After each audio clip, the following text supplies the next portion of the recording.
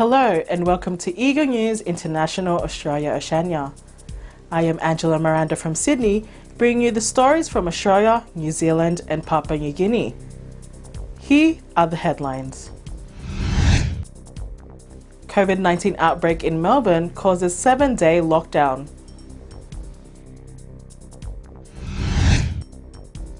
Papua New Guinea provinces get their sleeves up for vaccination rollout. Church of Christ organises Aid to Humanity program in Mount Hagen. Sydney launches Sculpture Rocks outdoor exhibition. White Rabbit Museum of Contemporary Art in Sydney presents Lumen. And Townsville Gallery showcases Double Vision, Two Artists, Two Perspectives.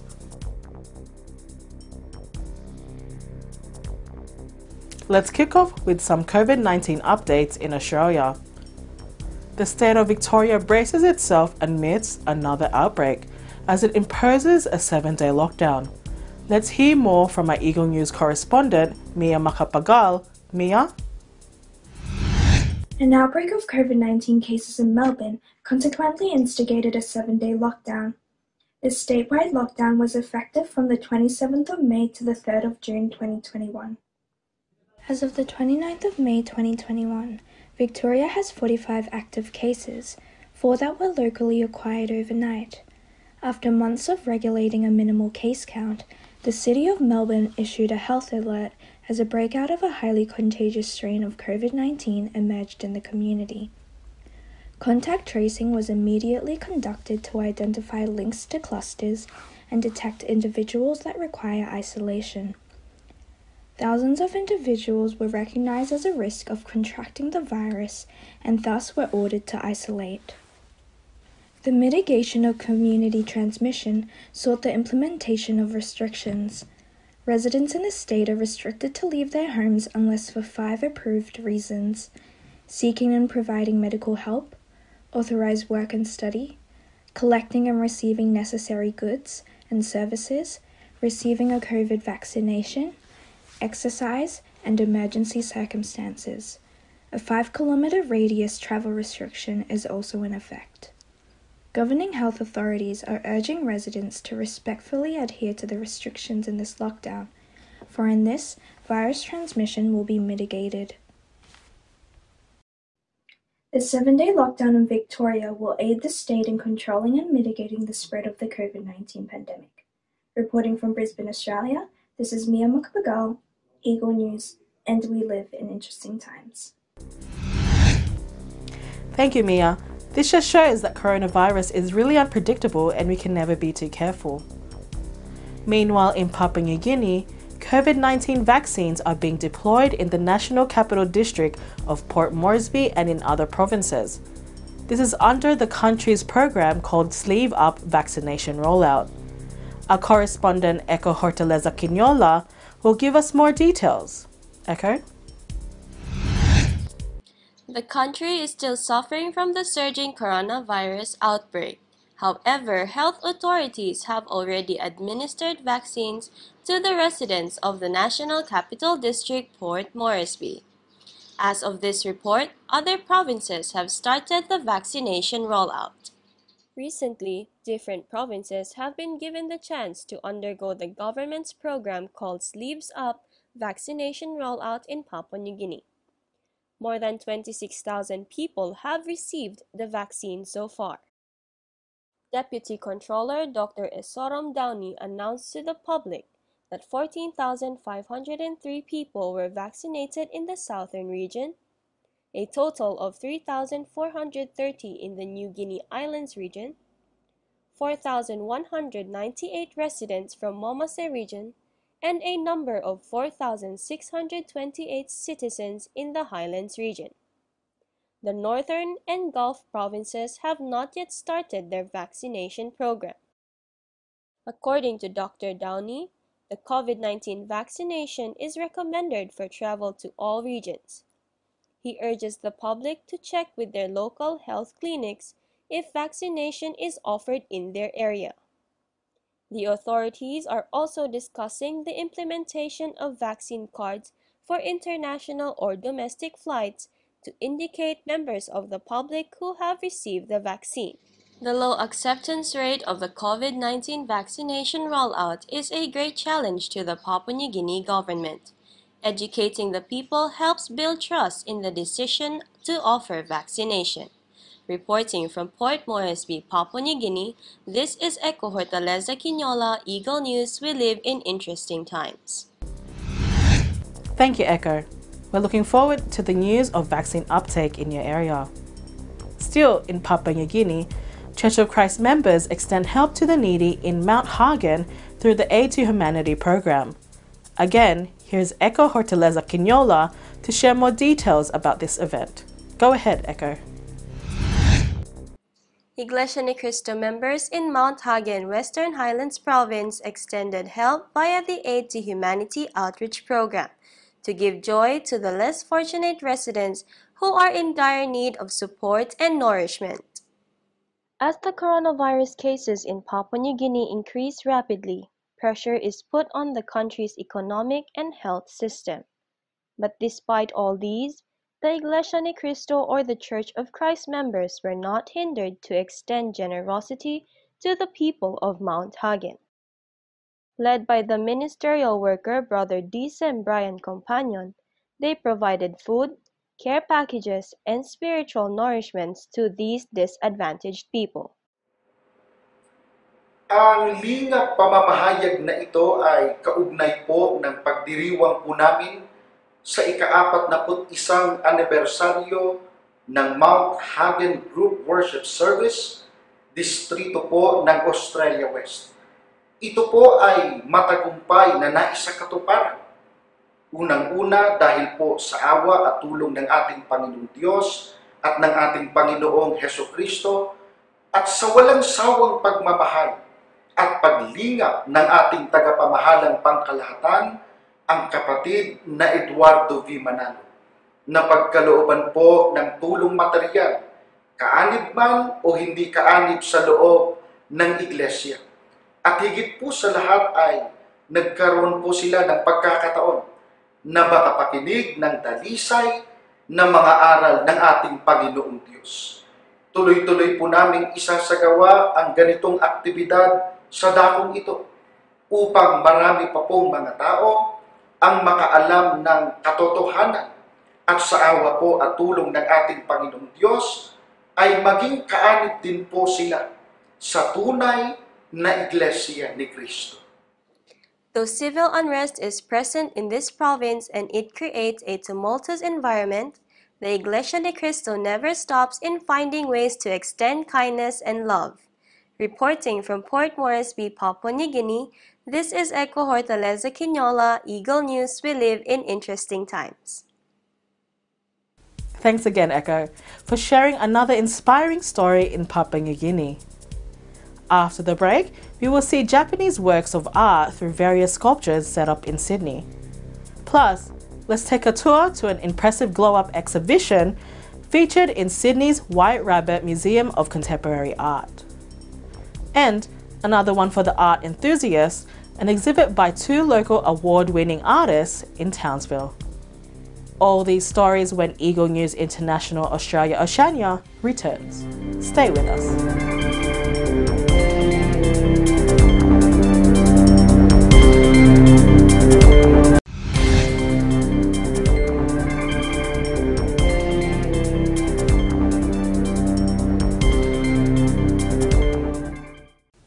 Welcome back. You're watching Eagle News International Australia Oceania. Moving back here in Sydney, a showcase of Japanese sculptures, mostly made of stone, is lined along the Sydney Harbour waterfront. Let's learn more from our Eagle News correspondent, Shane Reyes. Shane? Who doesn't love art that encourages us to get outdoors and immerse in its cultural influences? Set to display from the 20th of May to the 3rd of June at the Rocks in Sydney, Sculpture Rocks is a free outdoor exhibition of Japanese sculptures co-presented by Sculpture by the Sea in partnership with Place Management New South Wales and the Port Authority of New South Wales. The Rocks will be transformed into an outdoor exhibition featuring a beautifully refined selection of 18 works by 15 Japanese artists. The public will be able to view the showcase of sculptures on a self-guided walk along the beautiful Sydney Harbour waterfronts between the Overseas Passenger Terminal along Campbell's Cove and the Hickson Reserve near the Park Hyatt Hotel.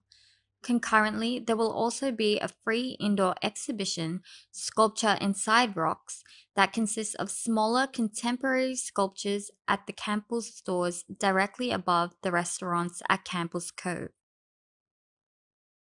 Sculpture by the Sea has a long-standing association with several Japanese artists, many of whom have relocated to Sydney to immerse themselves in the local art culture. David Handley, founding director of Sculpture by the Sea, says the sculptures are uniquely Japanese, quoting, "Many of the sculptures in the exhibition are made of stone. Each of these artworks in thought and practice stems directly from the ancient rock gardens of Japan. This connection with the cultural traditions of Japan is a special feature of many Japanese sculptors."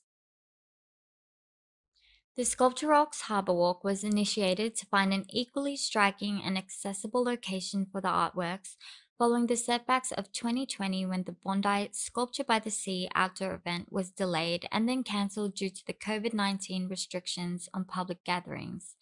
Anita Mitchell, Chief Executive for Placemaking New South Wales, said, "We appreciate how COVID-19 has impacted the arts and culture industry particularly hard over the past year. This partnership aims to support the return of arts and cultural events firmly back onto Sydney's calendar."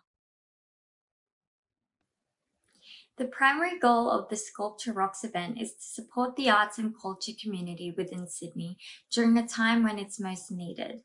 It aims to bring a little of the Sculpture by the Sea influence to the Rocks and celebrate a vibrant cultural exchange with Japan. Reporting from Sydney, Australia, this is Shane Reyes, Eagle News. We live in interesting times. Thank you, Shane. Those are works of truly talented hands. Sydney sure does not run out of creative showcases. The White Rabbit Museum of Contemporary Art features Lumen, an impressive glow-up exhibition. Our correspondent Donabel de los Santos will take us along. Donabel? Sydney continues to impress us with many exhibitions this year. As us Aussies enjoy art installations, the Lumen exhibition in the White Rabbit Gallery is an experience you cannot miss. The Lumen has been running from March and will continue to until the 1st of August. The Lumen exhibition is filled with many works by more than 25 artists from Taiwan and China. As you enter this exhibition, you will be introduced into a number of rooms where objects are illuminated. Today, artists are continually inspired and driven by multimedia and technology, hence why these artworks are brought to life. As you explore the artist's works, it reveals that our understanding of the world is defined by light and what it shows us and what it does not. The abstract works are beautifully lit up in an array of bright colors and luminosity. It is an exhibition that will capture the attention of people of all ages, as the LED lights create a celestial show for visitors to watch and enjoy. Several artworks offer an interactive experience. This includes a room of laser beams, a musical installation which is triggered by walking through the 7 beams of lights, video projections of ink paintings by engaging through the touchpads that bring the screens to life, and a mood machine that you can select from 8 temperaments to perform an electrified performance on a singing Tesla coil. Lumen has created an ongoing positive online presence, and therefore it has been a very popular photographing space for many individuals. There are 4 levels of different art installations, and each one is more exciting than the other. In addition to this wonderful glow-up exhibition, the entry is completely free. There is also a cafe for visitors to enjoy a coffee or a bite to eat, as well as a souvenir shop where you may purchase books, candles, keychains, and lots more.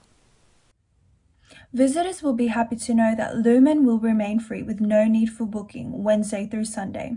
The White Rabbit Gallery will continue to hold more exciting and vivid exhibitions of Chinese contemporary art in the future. From Sydney, Australia, I'm Donabel de los Santos, Eagle News. We live in interesting times. Thank you, Donabel. It seems that we're taken into another extraordinary art experience. Now, in Townsville, Queensland, 2 local artists displayed their brand new works in an exhibit entitled Double Vision, 2 Artists, 2 Perspectives. Eagle News correspondent Morgan Goodfellow will give us the story. Morgan? The exhibit Double Vision, 2 Artists, 2 Perspectives is now on display at the Townsville's Art at Jazeen Gallery with brand new works from local award-winning artists Carol Howlett and Anne McLaughlin. Coming from the perspective of 2 different artists, Double Visions is an exhibit that showcases a colourful collaboration of the same environment, sculpted by 2 different interpretations. Anne's style penetrates the truthful realism Townsville cultivates, while Carol's approach is more abstract. Growing up, Anne McLaughlin inherited her parents' knack for art, drawing and painting for as long as she can remember. Carol Howlett, on the other hand, was influenced by her fellow men and tutors, gaining a degree in fine arts. The exhibition was initially intended to be brought out in 2020. But due to coronavirus complications, the original date was postponed. The COVID-19 pandemic, however, hasn't stopped the 2 artists from doing what they love. Carol explained how, if anything, the coronavirus has given them more time to spend at home getting creative, turning a negative into a positive. Having the opportunity to meet the 2 artists in person, I asked both Carol and Anne what advice they would give to anybody aspiring to become an artist. Let's see what they had to say. Well, I would certainly say practice. Try, experiment, try different techniques, but always continually do something. Even if you try to do something every day, like drawing. Yeah, definitely. Carol's got some of her sketchbooks actually on display at this exhibition, and it's good to see how you work that into your life by taking a sketchbook around and drawing every day. Yeah, I agree. I'd say just never stop trying to create, just even if it's just a little doodle you're doing, sitting in a cafe, just keep going, whatever you do, don't stop. Just keep creating, even if you think it's no good. There's no such thing as a bad painting or a bad drawing. It's all about being creative. Day by day. Yeah. Observing health protocols, Double Vision will be showcased from the 28th of May, 10 AM to 4 PM every day until the 24th of June. Open to the public, this event is free and suited for all ages. Reporting from Townsville, Australia, this is Morgan Goodfellow, Eagle News. We live in interesting times.